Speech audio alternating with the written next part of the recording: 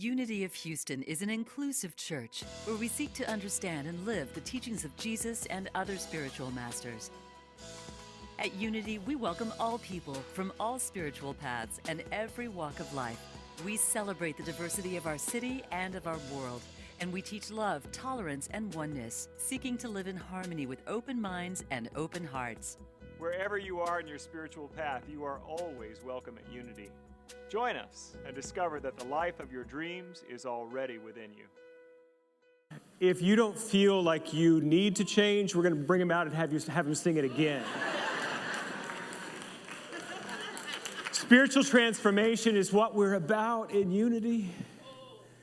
I love the lyric that said something like, I'm not who I'm going to be, but I'm not who I was. This moment today, we're mid-journey of our transformation.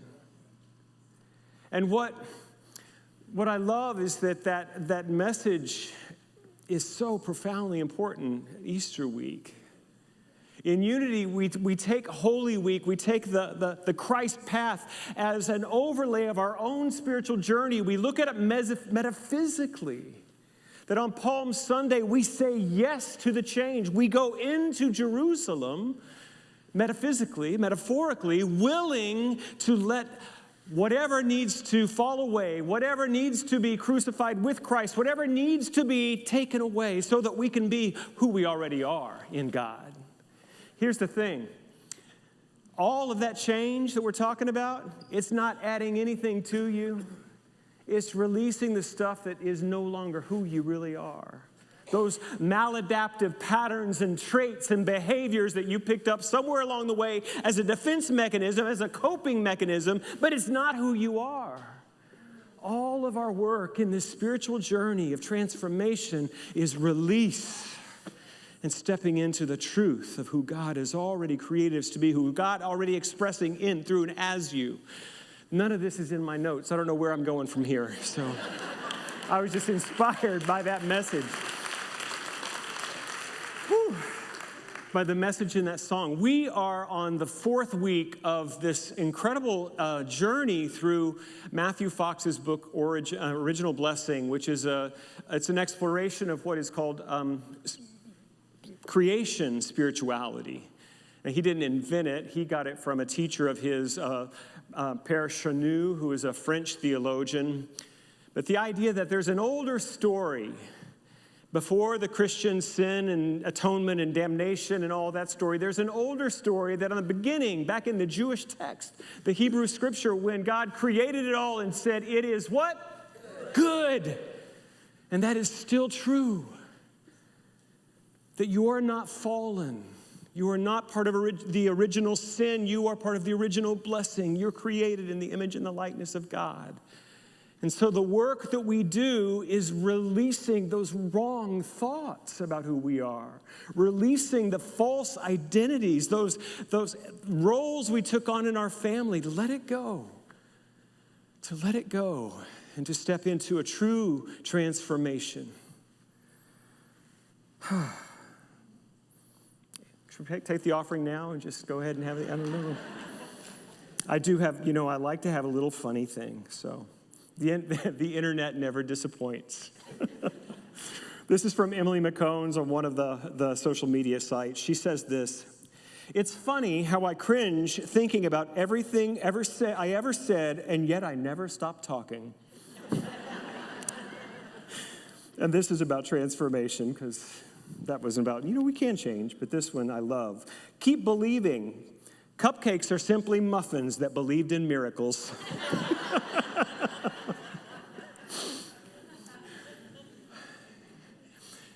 If you are not feeling the fulfillment and satisfaction that you want to feel in your life, are you willing to believe that there is more to come, that there is more within you that you have not yet gotten in touch with, that there is a greater freedom awaiting you if you're willing to surrender?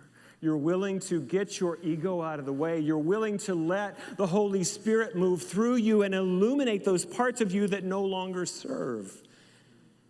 For some, it's addiction. For some, it's resentment. For some, it's negative self-esteem and a belief in unworthiness. All of those things, if you're willing to let go of those things that bring you no joy and let the light of God shine through you, you will be transformed into more of who you already are as an expression of spirit. Matthew Fox writes this in the beginning of this fourth path.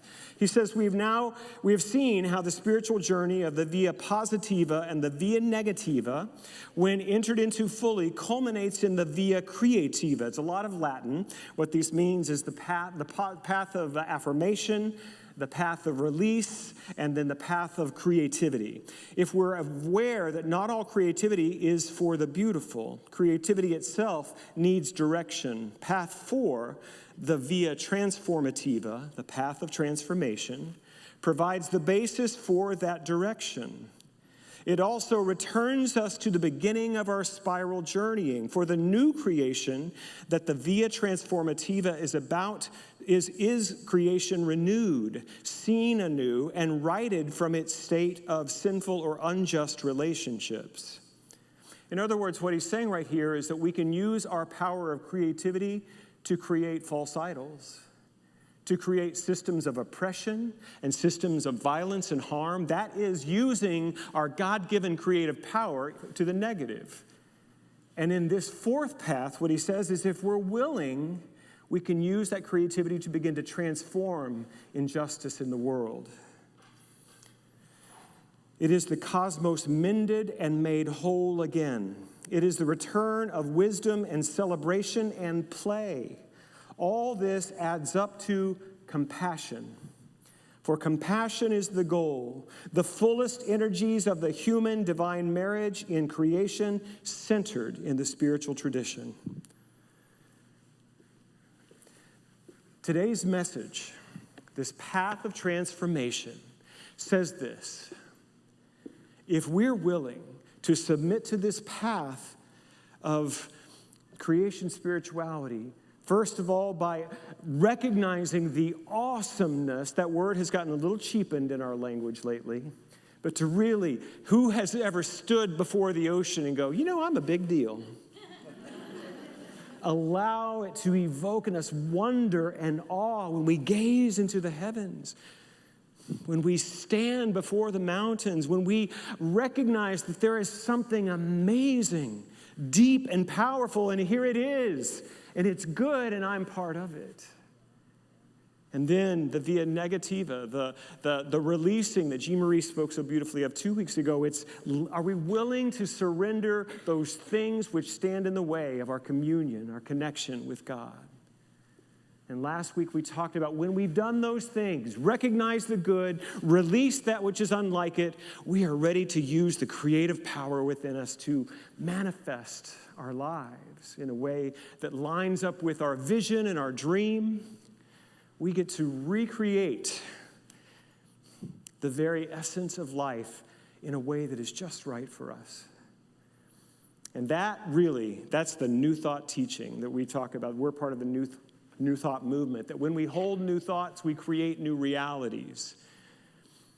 And what Matthew Fox tells us is that if we've done those three, we can recognize that that's not enough. We can't just create our good and ignore the evil in the world. That we can't just create our good and look away from suffering where we see it. That if we're really to step into this path, we must be willing to be a part of the solution for humanity. We must be willing to stand for justice. We must be willing to be a part of a positive change. And there have been many. If you look back through history, not that long ago, did you know women could not have credit cards in America? Did you know that? Yes. I mean, many of you are old enough to remember this, unless you got one in your husband's name. Women were seen as property to be contractually bargained over for a family alliance. There's been some good change in culture. Gay and lesbian people were told to hide who they are not that long ago.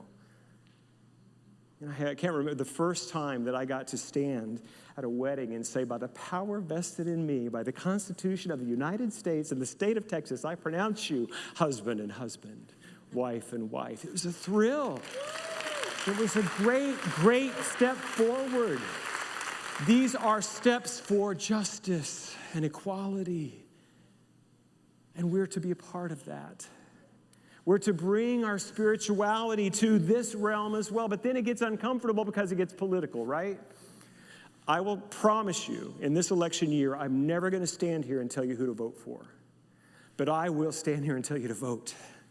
I will stand here and tell you that it is right to bring your spiritual values and convictions to the polling place. That is how spirituality shows up. That justice is love in the public sphere. That's what we're about. So this is not Unity's game. Let me just tell you that. Historically, we've not been strong in this teaching. That we say we're a personal spiritual path. We don't have any opinions on those larger things. We'll let culture work itself out. I'm going to take care of my spiritual condition. But there's an evolution that has been occurring that we go, no. We don't tell you what to do, but we tell you that it is good and right that you allow your spirituality to fully flower and to bring positive change in humanity. And we can be a part of transformation and healing globally. But this is a prophetic teaching, and the prophets are not popular. Did you know that? You know what happens at the end of Easter week, right? On Friday, y'all read that story? Jesus was a prophet. He spoke truth to power. What happened? He was crucified. There's a long history, particularly in the Jewish tradition, of Hebrews not being very well liked. They would come and point out all the things that are unequal and acts of oppression. Nobody likes to hear that, right? Nobody likes to hear that, I love to give the message that you are wonderful. You are created in the image of the divine. You are amazing. I love giving that message.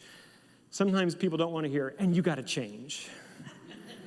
You got to grow. You got to heal. You got to get better so that we collectively can heal and grow and get better. Micah was one of the minor prophets, a few hundred years before the time of Jesus, ministering in the land of both Judah and Israel. The kingdom was divided at the time of his life, and he worked with the people in both places. And he was not well liked because he pointed out what was wrong. It was a lawless time. People would just walk in and steal somebody's home and land and take it. And there was no strong system of judges and right and law, and so this happened. And he began to say, this isn't right. We've got to do better. And he began to get some audience because evidently his words were written from the oral tradition and passed down from generation to generation to right here today. You're going to hear what this prophet said.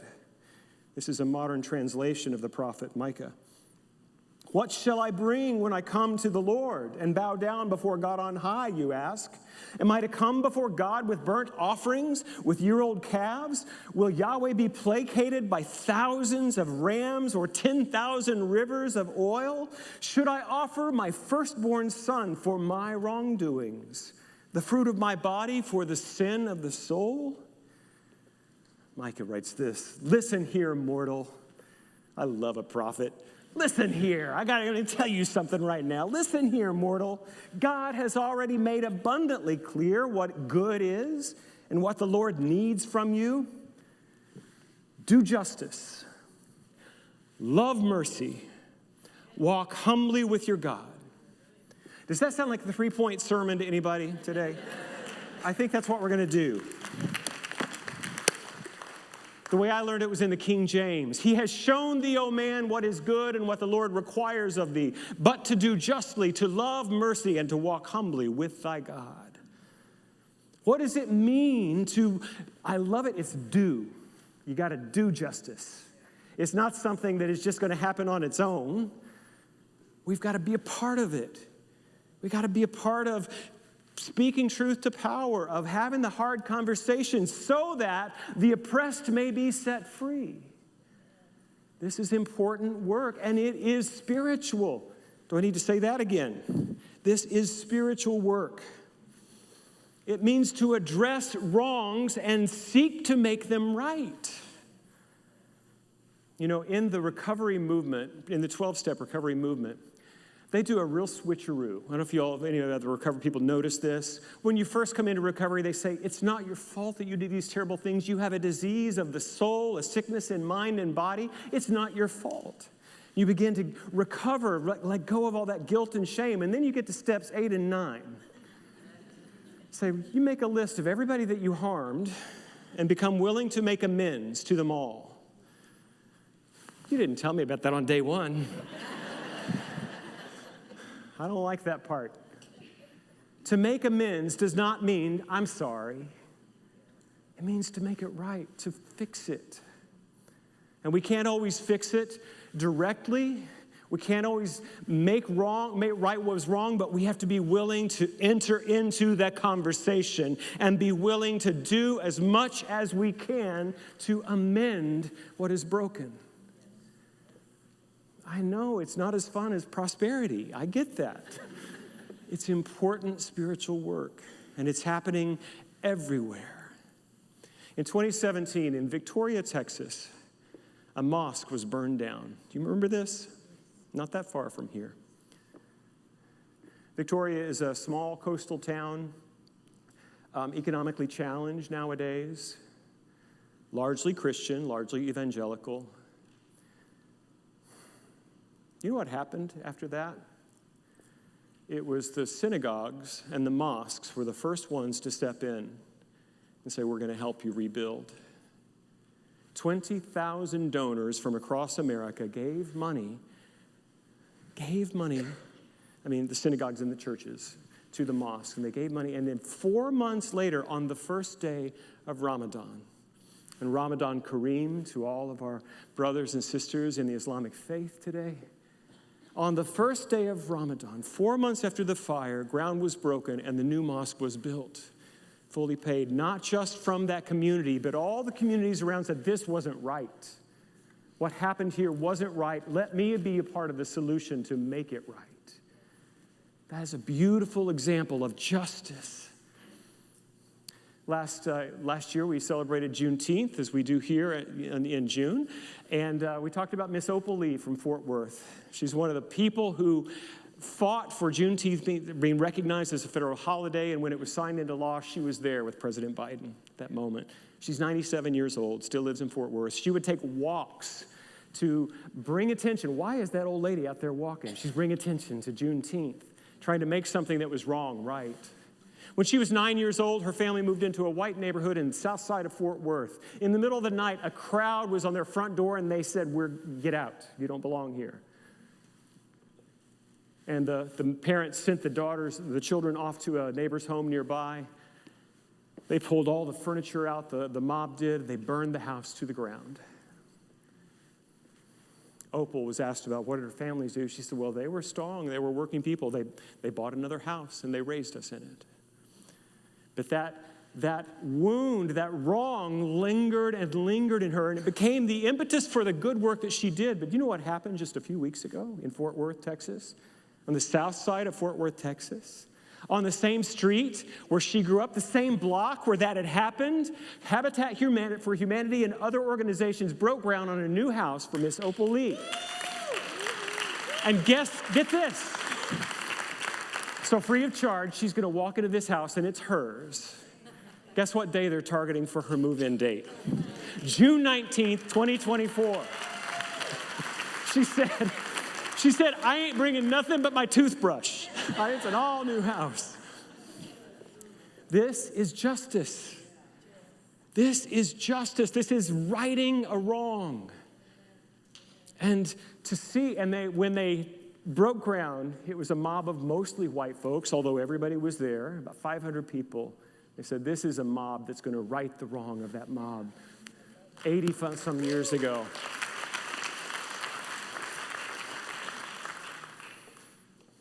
I don't know what your acts of justice will be, but I know that there are some that are waiting for you. Next month, right after Easter, I'm going to do a 2-week series on the 12 steps to freedom. Father Richard Rohr, who is not an addict or an alcoholic, wrote a beautiful book on how we can all learn the spiritual gifts of the 12 steps. And the book is called Learning to Breathe Underwater. And he says that we all actually are addicts. Do you know what we're addicted to? We're addicted to our own way of thinking. And so we're going to spend 2 weeks exploring how all of us, whether or not we've ever experienced addiction, can get the blessings of that tradition. And we might talk a little bit about how we can do the amends that are needed so that we can have justice and be a bringer of justice, to do justice, as Micah told us so many centuries ago. Let's talk about loving mercy. Oh, justice is about fairness and responsibility, making it right. Mercy is about looking beyond that and offering kindness and love, whether they deserve it or not. Both are necessary in this work, to do justice, to love mercy. And let me just tell you this. I've told it recently that every single person in this church is facing something and you know nothing about it. As ministers, we know more than most because people trust us with their pain and their struggle. But every person you meet in this world is carrying a struggle of some kind or another. And if we know that, if we can keep that in mind, maybe we can be more merciful and kind in our interactions. Mary Gauthier is a singer-songwriter. I've been kind of reading song lyrics now and then, like poetry, and I feel a little bit bad about that because they're better when they're sung, obviously. Her name is Mary Gauthier, and it's spelled Gouthier, but she's Southern. Gauthier. And she wrote this song called Mercy Now. I just want to read it to you. My father could use a little mercy now. The fruits of his labor fall and rot slowly on the ground. His work is almost over. It won't be long. He won't be around. I love my father. He could use some mercy now. My brother could use a little mercy now. He's a stranger to freedom. He's shackled to his fear and his doubt. The pain that he lives in, it's almost more than living will allow. I love my brother. He could use some mercy now. My church and my country could use a little mercy now. As they sink into a poisoned pit, it's going to take forever to climb out. They carry the weight of the faithful who follow them down. I love my church and country. They could use some mercy now. Every living thing could use a little mercy now. Only the hand of grace can end the race towards another mushroom cloud. People in power, they'll do anything to keep their crown. I love life, and life itself could use a little mercy now. We all could use a little mercy now. I know we don't deserve it, but we need it anyhow. We hang in the balance, but dangle between hell and hallowed ground. Every single one of us could use a little mercy now. Check out the song and see if it doesn't move your heart into this second invocation and invitation from the prophet Micah to love mercy, to become a kind, compassionate, forgiving, merciful human being when you're on the 59 freeway and somebody cuts you off.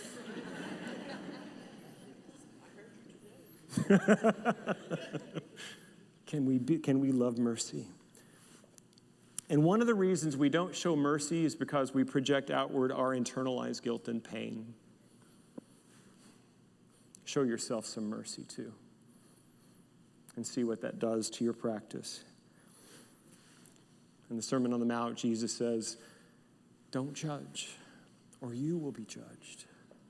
The same measure you're judging others will be judged back to you. Take the log out of your own eye before you seek to take the splinter out of somebody else's. Jesus of Nazareth, speaking the powerful truth of psychological projection 2,000 years before Carl Jung and Sigmund Freud. Have some mercy on yourself. And lastly, walk humbly. When Jesus rode into the city of Jerusalem, and people waved the palms and shouted, Hosanna, they were looking for a military leader to overthrow the oppression of Rome. He had been prophesied, the Messiah, the great ruler of all time and all ages, will rise up and throw off the yoke of oppression. It was prophesied. The prophets did tell those kind of statements about what could happen, the amazing vision to come, and people were recognizing this man has power. Look at the way the people thronged to him. Hosanna in the highest. The ancient roots of the word Hosanna mean help us. Help us. And so Jesus did ride triumphantly into the city of Jerusalem, and it did not turn out the way that the crowds had expected.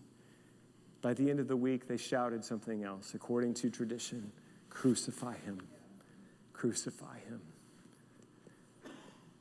When life doesn't meet our expectations, and it often, who else is old enough to have not had your expectations met by life? Anybody?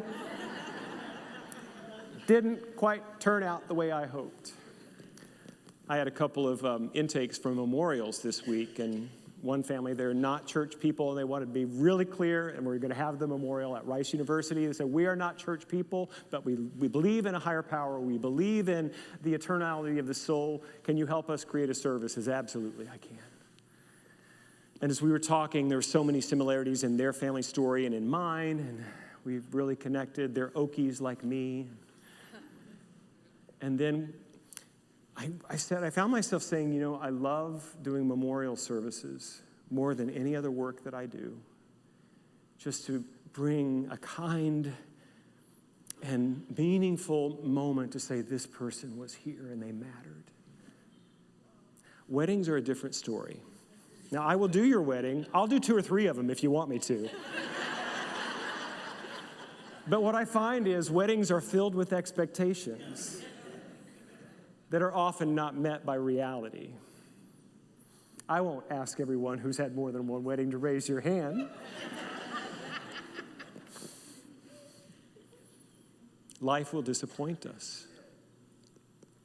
Life will humble us if we allow it to.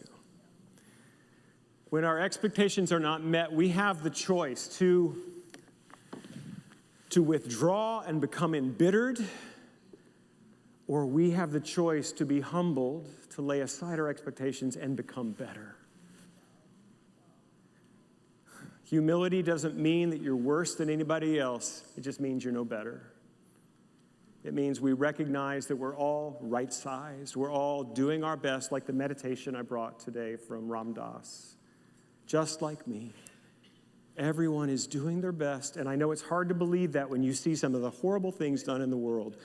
But I truly believe that if they knew better, they would do better.